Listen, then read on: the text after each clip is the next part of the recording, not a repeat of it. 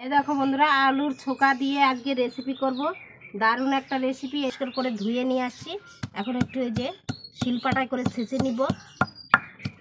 একবার এই পদ্ধতিতে তোমরা পকোড়া বানায় খাও, দেখো কত টেস্টি লাগে। এইভাবে আলুর ছোকা দিয়ে, ফেলে না দিয়ে। আমি ভালো করে ছেঁচে বেটে নিয়েছি। এখন এই যে একটা আতপ চাল বেটে নিব।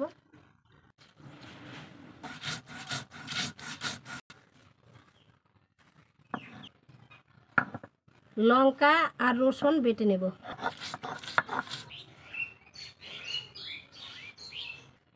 এই যে পেঁয়াজ কুচি দিয়ে দিচ্ছি, একটা কালো জিরা, লবণ, হলুদ গুঁড়ো দিয়ে দেবো, একটু সরষের তেল।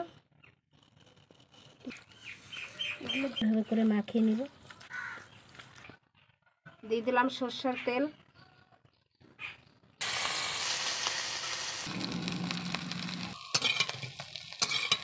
হয়ে গেছে পকোড়াগুলো।